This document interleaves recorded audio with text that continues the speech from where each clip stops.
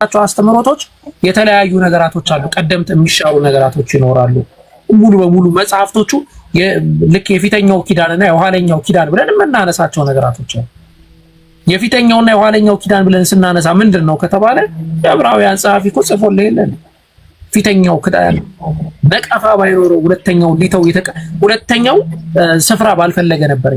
አይ እዛ ጋር እኮ አንደኛው የተሻረ ሌላኛው የተካይ ነገር የለም። ክርስቶስ እንዳለው ምንድነው ያለው?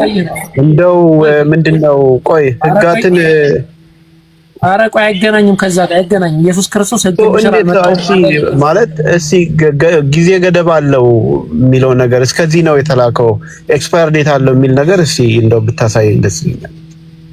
ቁርአን የቀደሙት እንጂል እስከ ምን ጊዜ ነው እንዲያገለግል የተባለው? ቁርአን ሲመጣ ቁርአን በመምጣቱ የቀደምት ህጎችን በሙሉ ሽሯቸዋል። የቁርአን ማስረጃም ሰጠው አላህ የቀደምት መጣፉ እኮ አይደለም እኮ ይኸውልህ፣ አይደለም የኔ ጥያቄ ብትረዳኝ፣ የኔ ጥያቄ እያልኩ ያለሁት አዲስ የመጣ መጽሐፍ ስለ አሮጌው ቢያወራ አሮጌው ስለራሱ ማውራት አለበት እንጂ አዲስ የመጣው መጽሐፍ ስለ አሮጌው ኦቶሪቲ ሲወስድ ትክክል አይደለም። ይሄ በምንም ሎጂካሊ ሴንስ አይሰጥም። አዲስ የመጣ መጽሐፍ ስለ አሮጌው ኦቶሪቲ ሲወስድ ይሄ በምንም ሴንስ ሊሰጥ አይችልም። ራሱ አሮጌው መጽሐፍ እስከዚህ ድረስ ነው የሚል ነገር አለው።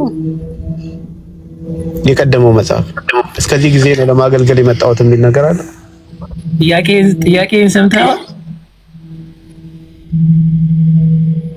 ጥያቄን ሰምተህ እኔን ጠይቀኛል። ጥያቄ አብራራ እንጂ የጠየቀኝ አልመሰለኝ። ያንተ የራስህን ጥያቄ ሰምተኸዋል ወይ? አዎ እያልኩ ያለሁት አዲስ መጽሐፍ ስለ አሮጌው እስቲ አዲስ መጽሐፍ ነው ስለ አሮጌ የሚናገረው ወይስ አሮጌው ነው ስለ አሮጌ የሚናገረው? አሮጌው መጽሐፍ ስለ ራሱ መናገር አለበት። አዲስ መጽሐፍ ጥያቄን አዳምጠኝ። አዲስ መጽሐፍ ነው ስለ አሮጌ የሚናገረው ወይስ አሮጌው ነው ስለ ራሱ የሚናገረው?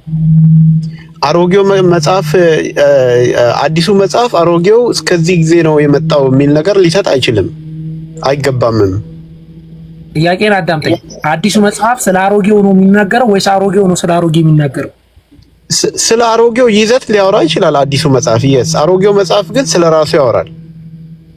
እኔ አሮጌው መጽሐፍ ስለ ራሱ ያወራል ስለ ራሱ ያወራም ይተርካል አይተርክም አይደለም ያልኩት። ገባኝ። አሮጌው የሽረት ህግ ለሚሰራው አሮጌው መጽሐፍ ነው ራሱ የሚሽረው ወይስ ከሱ በኋላ የመጣው መጽሐፍ ነው እሱ የሚሽረው? ይኸውልህ እኔ አሁን የፈጣሪ ቃል ጊዜ ገደብ አለው ብዬ አላምንም። ጊዜ ገደብ ካለው የሆነ ጊዜ እስከዚህ ድረስ ነው የሚያገለግለው፣ ከዛ በኋላ አዲስ ቃል ይመጣል፣ ነገም አዲስ ቃል ይመጣል የሚል አይነት ነገር ከሆነ which is sense አይሰጥም። እሺ በጣም ጥሩ። የኃጢአት ስርየት ደም በማፍሰስ ነው ያለው ብለህ ታምናለህ? አሁን እኔ ስለዛ ላወራ አይደለም የመጣሁት።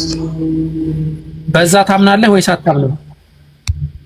የደም ስርየት ዛሬ ላይ የለም። ኦልሬዲ ኢየሱስ ክርስቶስ እንትኑን ያንን ፈጽሞልናል። አሁን በኢየሱስ ክርስቶስ በማመን ነው ምንድነው። ስለዚህ ዛሬ ላይ አምላክ የደም ስርየት ያለ ደም ስርየት ድህነት የለም የሚል ህግ ነበረው አልነበረው? ያለ ደም ስርየት ያ ህግ የት ሄዶ ነው? ዛሬም እኮ አለ። የለም ዛሬ ላይ ህጉ እኮ አልተሻረም። ህጉ ወዴት ተቀየረ? ህጉም አልተቀየረም። ኦልሬዲ ድሮ በየግል ነበር የምትወስደው። አሁን ግን እኮ ያ ህግ አሁን ተሰራበታል። ያን ህግ እኮ ይሰራበታል። የኢየሱስ ክርስቶስን ምንድነው የኢየሱስ ክርስቶስ ደም ማፍሰሱን ያንን ማመን አለብኝ። ኢየሱስ ክርስቶስን ያንን ላንተ ፈሶልሃል ኦልሬዲ። ስለዚህ ኦኬ እኔ እኮ ያለ ደም ስርየት የኃጢአት ይቅር ማለት የለም የሚል የነበረው ህግ አሁንም አለ ወይ? አንተም ደም ትሰረያለህ ወይስ ህጉ የደም ስርየት ሳይሆን በጽድቅ ነው የምታገኘው ተብሏል? ሁለቱን አስተውል ነው አይደለም? ይኸውልህ አሁን ዛሬም የደም ስርየቱን መቀበል አለብህ። ደም መፍሰሱን አምነ መቀበል አለብህ። አልጠየቅኩም። ደም መፍሰሱን መጠየቅ መቀበል አለብህ ወይስ የለብህም አይደለም። የደም ስርየቱን ዛሬም ድረስ ታፈሳለህ ወይስ በጽድቁ ብቻ ነው? በቃ የደም ስርየት ኢየሱስ አንዴ አፍሶልኛል ብለህ በማመን ነው የምታገኘው ነው ያለው። የስ ያንን ማመን አለብህ። በማመን ነው የምታገኘው። ቶፒኳን ወደ ሌላ እየሄደ ነው ግን እስቲ ሁሱ አድካረጋ ሁሱ ከመለሰልኝ ደስ ይለኛል። ሁሱ አንተ ብትመልስልኝ ብዙ ቦታ ይነካል። ደህና አለው። እሺ ጥያቄን ሰምተህ ከሆነ ወይ መጨረሻ ላይ እየተሰማ ነው። በሙሴ ጊዜ ዝሙት የሰራ ሰው ፍርዱ ምን ነበር? ኖ አይ ይሄኛው ወደ ሌላ ቶፒክ እየሄድን ነው። የኔ ጥያቄ ብዙ ጊዜ አንተን ለመጠየቅ ፈልጌ ነበር። ችግር የለም። በሙሴ ጊዜ በብሉይ ኪዳን ጊዜ በቀደምቱ በመጀመሪያው ሕግ በእግዚአብሔር ሕግ ዝሙት የሰራ ሰው ፍርዱ ምን ነበር? በድንጋይ መወገር ነበር። አይዋ ዛሬ ላይ ዝሙት ቢሰራ በአዲስ ኪዳን ሕጉ ምንድን ነው? ይፈረድበታል። ፍርድ ያገኛል ከፈጣሪ። ይወገራል? በአዲስ ኪዳን አይወገርም። ጌታ ሰው ለምን እግዚአብሔር ሕጉን ሻረው ታዲያ? ኖ ሕግ ይሻላል እንደ አንዴ ከወሰነ ኖ አይ ኦኬ ሕግ እንደው አሁን ጠንክሯል እኮ ይኸውልህ ሕጉ ወደ እንደው መወገር ብቻ አይደለም እኮ ጋር ላይ ወገርም ቆይ አይደለም ወገራል ላይ ወገርም ዝሙት የሰራ ሰው ያው ሕጉ ጠንክሯል። ኦልሬዲ ፎርሙን ሊቀይር ይችላል። ያጠየቀው ምስን ጠንክሯል ላልቷል ሳይሆን አሁን ይወገራል ላይ ወገርም በፊት እንዲወገር አዞ ነበር። አሁን ግን አይወገርም። ለምን ሕጉን ሻረው? አቡከር ቀጥልለት ያላ ሌላ ሕጎች አንሳለት እግዚአብሔር የሻራቸው።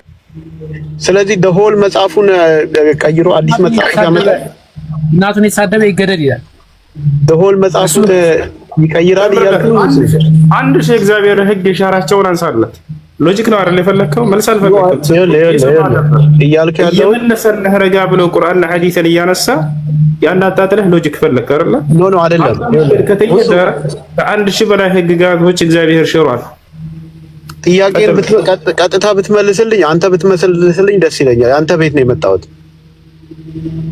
አቡከር ኖ አይደለም። አሁን ወደ ሌላ ሕጎች ወደ ሲንግል ሕጎች እየሄድን ነው እያልኩ ያለሁት ለሆል መጽሐፍ አንደኛውን አላህ ጠብቆ ሌላኛውን እንዲበረዝ ለምን ፈቀደ የሚለውን ነው። ራሱ ጠብቆ ለምን ፌር አልሆነም የሚለውን መልስልኝ። እሱ ይሄን ሎጂክ ከሰጠኝ በጣም ደስ ይለኛል። ያው ካልሆነ አልተመለሰልኝም። ያው እንግዲህ እሺ፣ ለማንኛውም አቡከር መልሶልናል። ለጨምርልኝ አልመለሰልኝም እያልኩ ያለሁት አላህ ለኢንጂል ለኢሳ የተሰጠው መጽሐፍ ምንድነው ያለው? አቡበከር ቁርአንን የጠበቀው አላህ ነው ወይ የሙስሊሞች ናቸው ብዬ ጠይቄው አላህ ራሱን የጠበቀው በሶስት መንገድ ነው የጠበቀው ብሎ ነገረኝ። ኢንጂልና ከዛ በፊት የመጡ መጽሐፍቶችን ለምንድነው መጠበቅ ያልቻለው? እንዲበረዙ ለምን ፈቀደ? አሎ ለምንድነው ያልተጠበቁት? መጠበቅ ያልቻለው አትበልሽ። አስተካክል ጥያቄህን። የስ አንደኛው ራሱ ጠብቆ ሌላኛው ላይ እንዲበረዝ ከፈቀደ ኦኬ፣ ለምን ፈቀደ? እሺ አዳምጥ። ፈቅዶ አይደለም። የሰዎቹ ነፃ ምርጫ ፍቃድ ተሰጥተዋል። ሰው ነፃ ምርጫ ፍቃድ አለው። ገብቶሃል አይደል? በተሰጡን ነፃ ምርጫ ፍቃድ አላህ ሱብሓነሁ ወተዓላ እንዳውም እንዳትበርዙ ነው ያላቸው። ቃሉን ልሰጠህ እችላለሁ። አላህ ሱብሓነሁ ወተዓላ እንዲጠብቁ ኃላፊነት ሰጥቷቸዋል። ኢና አንዘልና ተውራተ ፊሃ ሁደን ወኑር የሕኩሙ ቢሃ ነቢዩነ አለዚነ አስለሙ ሊለዚነ ሃዱ ወረባንዩነ ወልአሕባሩ ቢማ ስተሕፈዙ ሚን ኪታቢላህ። የአላህን መጽሐፍ ጠብቁ ተብለው ኃላፊነት በተጣለባቸው ምክንያት እያለ ይናገራል። አላህ ሌላ ቦታ ላይ ጠብቁ እንዳትበርዙ እንዳላቸው አሁንም በሱራ አሊ ዕምራን ላይ ወኢዝ አኸዘ አላሁ ሚሳቀ አለዚነ ኡቱል ኪታበ ለቱበይኑነሁ ሊናሲ ወላ ተክቱሙነሁ፣ ለሰዎች ሁሉ ልትገልጹት ላትደብቁት ብሎ ቃል ኪዳን ይዞባቸዋል። ግን ነፃ ምርጫ ፍቃድ ተሰጣቸው እነዚያ ሰዎች በዚያ ላይ። ከዛ እነዚያ ሰዎች በራሳቸው ጥፋት ሆኖ ነፃ ምርጫ ፍቃዳቸውን ተጠቅመው እነዚያ ሰዎች በረዙት። ይሄ ነው የሆነው ነገር። አላህ ፈቅዶ ነው ወይ? አላህ እንዳውም ከልክሏቸዋል። እንዳትፈርዙ ብሎ ከለከላቸው። እነዚያ ሰዎች ነፃ ምርጫ ፍቃዳቸውን ተጠቅመው አደረጉት። አላህ ልጠብቀው ቢል እንዳው ያንን ነገር መጠበቅ ይችል ነበር ወይ? አዎ በደንብ ይችል ነበር። አላህ ሱብሓነሁ ወተዓላ ነፃ ምርጫ ፍቃድ ሰጥቶ እነዚያ ሰዎች በነፃ ምርጫ ፍቃዳቸው ያ ነገር ሆነ። አላህ ግን ያንን ልጠብቀው ቢል ይችላል ወይ? አዎ ይችላል። ይሄ ነው ለምሳሌ ቁርአንን አላህ ሱብሓነሁ ወተዓላ ኢና ነሕኑ ነዘልና ዚክረ ወኢና ለሁ ለሓፊዙን አለ። ይሄን ቁርአን እኔ ጠብቀዋለሁ ብላ እንደሚጠብቀውም ቃል ገብቷል አላህ ሱብሓነሁ ወተዓላ። እስከ መቼ ድረስ? እስከ ዘመኑ ፍጻሜ ድረስ አላህ ሱብሓነሁ ወተዓላ እንደሚጠብቀው ቃል ገባ። በቁርአን ነቢያችን ሰለላሁ ዐለይሂ ወሰለም ሐዲስ ላይ ምን አሉ? እስከ መቼ ድረስ እንደሚጠበቅ ሲናገሩ ይርፈዑል ቁርአን ፊ ለይለት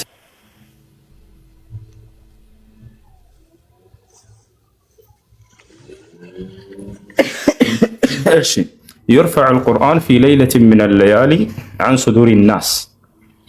ነቢያችን ሰለላሁ ዐለይሂ ወሰለም ምን አሉ? ይህ ቁርአን የዘመኑ ፍጻሜ ላይ ከሌሊቶች በአንድ ሌሊት ላይ ከሰዎች ልብ ላይ ይነሳል የዛኔ ብለው ተናገሩ። ስለዚህ እስከ ዘመኑ ፍጻሜ ድረስ አላህ ሱብሓነሁ ወተዓላ ይጠብቀዋል። ከሚያስጠብቅበት መንገድ አንደኛው ምንድነው? በሰዎች ልብ ላይ ያጸነዋል። አሁን ይገርምሃል፣ ቁርአን በወረቀት ላይ ተጽፎ ነው አይደል አንተ የምታውቀው። ከዚያ በላይ ግን በልባችን ላይ የጸናው በጣም ይበልጣል። ጥበቃው እንደው እንትን ያለው በእኛ ዘንድ አሁን እዚህ ቦታ ላይ ስናየው በተጻፈው ነገር ላይ ሊመስላቸው ይችላል። ቦታቸዋል አይደለም፣ በዚያ ላይ የሚመረኮዝ ያን ያክል የለም። ነገር ግን በልባችን ላይ አለ። ዛሬ የዓለምን ቁርአን እንደው ወስደህ በዓለሙ ላይ ብታቃጥለው እኔ ነገ አስተፋለሁ አንድ ፊደል ወልስ አይደብን ማለት ነው። ከላይ እስከታች እናውቀዋለን። መቼ እንደሆነ ታውቃለህ? ይሄንን እኔ የጠበቅኩት በአላህ ሱብሓነሁ ወተዓላ ፍቃድ ገና 13 ዓመት 14 ዓመት ህፃን ልጅ እያለሁ ነው። ከሙሉ ከኢትዮጵያ እንዳለ ተቃሪዎች ተወዳድሬ በጭንቅላት ተሸምድጄ ማለት ነው። ከሁላቸውም አንደኛ ወጥቼ ምንም ሳልሳሳት ከሁሉም አሸንፌ ዓለም ነው የኢትዮጵያ ነው ከይሄጃለሁ ሳውዲ አረቢያ ማለት ነው። ገብቶሃል? ለአንተ ልንገርህ ነው። እና ዛሬ ላይ ሙሉ ቁርአንን ብታቃጥለው ሙሉ ኢትዮጵያ ላይ ያለ ዓለም ላይ ያለ ቁርአን ብታቃጥለው ነገ አንድ ፊደል ወል ሳትልብን ቁጭ ብለን ከላይ ከሳት እናስፈዋለን። ይሄ ነው የአላህ ሱብሓነሁ ወተዓላ በእኛ ልብ ውስጥ በጠበቀው ያደረገው። እስከ ዘመኑ ፍጻሜ ድረስም በትውልዴ ልብ ላይ ይጠብቅልኛል። የዛኔ የዘመኑ ፍጻሜ ሲደርስ የዛኔ ከልባቸው የሚያነሳው ብሎ ያው ገባኝ። አንተ አሁን እያልክ ያለኸው የስ እውነት ነው። ትሸመድዳላችሁ፣ ትጠብቁታላችሁ። የስ የእናንተ ይፈርት ጥሩ ነው። ነገር ግን ሌሎችንም መጽሐፍቶችን እንግዲህ መሸምደድ ብቻ አይደለም፣ አንዱ መንገድ አይደለም፣ ብቸኛው መንገድ አይደለም። መጠበቂያ ፕሪዘርቬሽን ብዙ መንገዶች አሉ።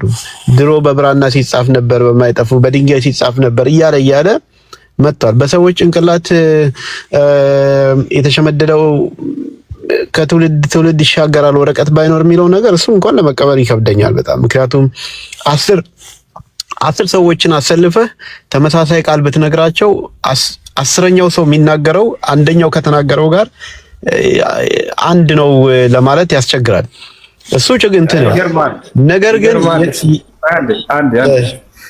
ወላሂ እሱ ነው በጣም የሚደንቀው ሙስሊሞች ጋር ብታይ፣ ወላሂ በጣም የሚደንቀው ከዓለም ነው የምንሰባሰበው። የሚገርምህ ከማዳጋስካር፣ ከደቡብ አፍሪካ፣ ከኢትዮጵያ፣ ከጅቡቲ፣ ከአሜሪካ፣ ከሶማሊያ፣ ከሁሉም ዓለም ተሰባስበን በዚያ ቦታ ላይ ስንገናኝ ጊዜ አንድ አይነት ፊደል ነው የምናነበው።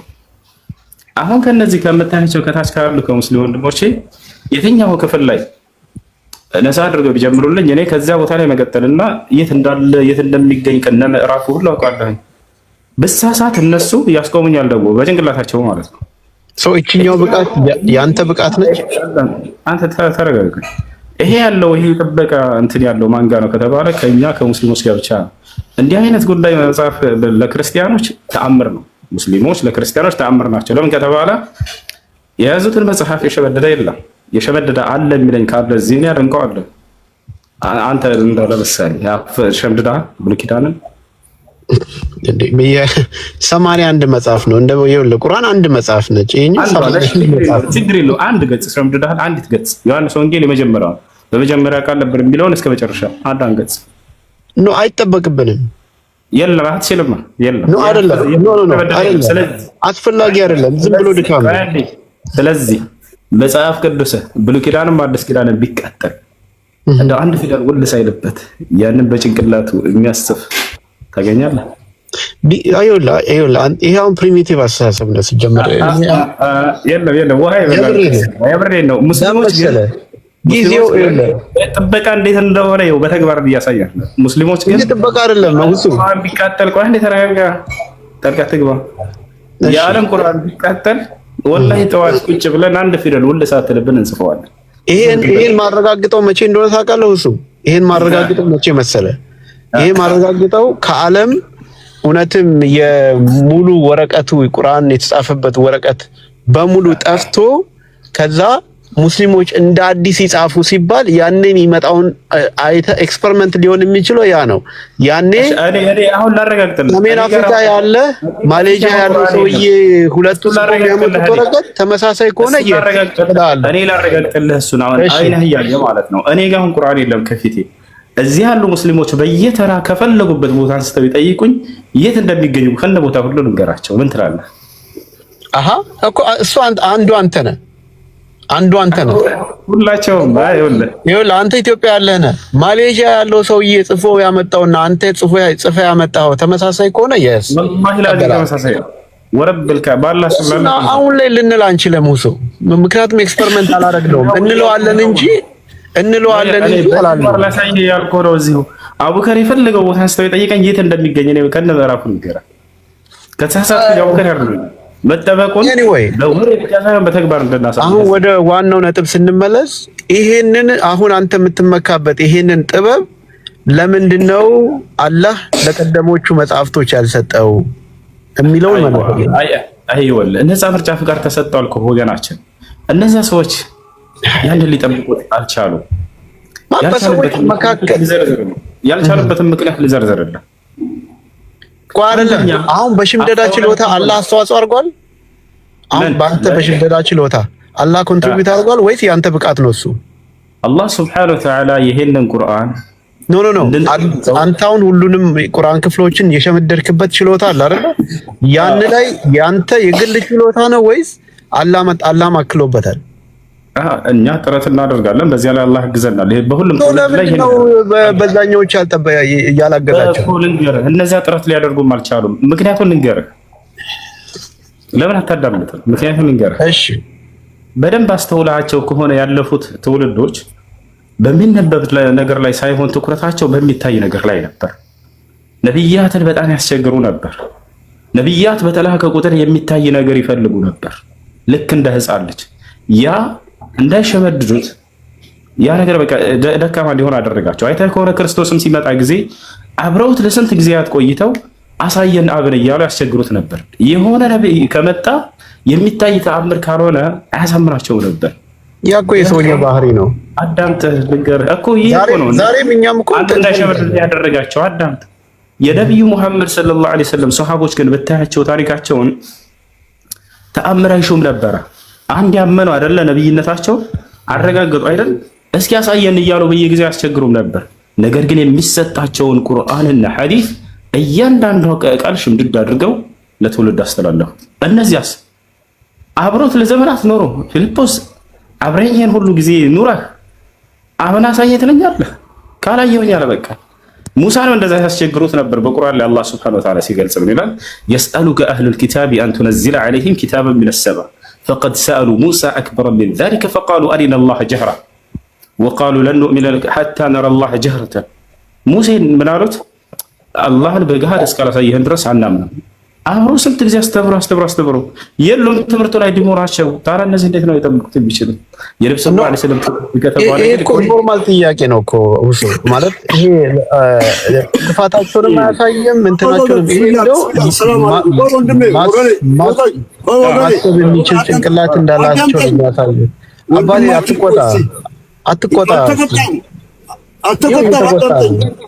አትቆጣ ወንድሜ ተው። ይኸው አንተ ይኸው የሆነ ነገር ሰው ሲናገራችሁ ተቆጣ ምናምን አለው። አንተ አሁን ጥያቄ ልጠይቅ። አንተ ያው እሱ በተናገረው አቡኩ በተናገረው ላይ አንተ አዳምጠኛ አሰረሰኝ ወንድሜ ረጋ በል እንጂ ረጋ በል ወንድሜ። ብዙ ሰው አለ አዳምጠኝ። ይኸው ምን መሰለህ አንተ አሁን እዚሁ የመጣው የማታውቀው ነገር ጠይቀህ ልትረዳ ነው። አንድ ያዝልኝ። ሁለት ልክ ሰውየው እንደተረዳው ደግሞ አንተ መመለስ ካቃተህ ምን ማድረግ አለብህ? ታዳምጣለህ። ታዳምጥና ያ ነገር አንተ ስለማታውቀው ያ ነገር እውነት ሊሆን ይችላል ብለህ በልብህ ይዘህ ወይም ኖት ይዛለህ ወይም ሪኮርድ ይዘህ ትይዛለህ። አንድ እንጂ ሙጉት ከሆነ ለመማር ነው ለማወቅ ነው። አንተ አሁን ለምሳሌ ልክ እንደ እሱ አሁን እንደተናገረው አንድ ለመጨረሻ ነው የነገረው ሁለት ነገር አለ ፖይንት የሰጠ እንደዛ ደግሞ አቡኪ ደግሞ ወንድማችን የሆነ ነገር ነገረ። አንተ ሁለቱንም እየሞጋቸው ክርክር ያረካቸው ነው። አንተ አሁን ለማወቅ ነው ለመማር ነው ከሆነ እኔ አላውቅም። እስቲ አንተ አንድ ጥያቄ መጨረሻ ጥያቄ መጨረሻ እሱ ምንድነው ያለው? መጨረሻ ላይ እንዴ የራስከው ነገር አለ አንድ ልመልስልህ። እሺ እኔ ይኸውልህ እዚህ ጋር ጥያቄ ኖሮኝ ነው የመጣሁት፣ ለማወቅ ፈልጌ ነው። ሴንስ የማይሰጥ ነገር ሁለት ለጭንቅላቴ ጥያቄ የሚሆን እሺ ሴንስ የሰጠ የትኛው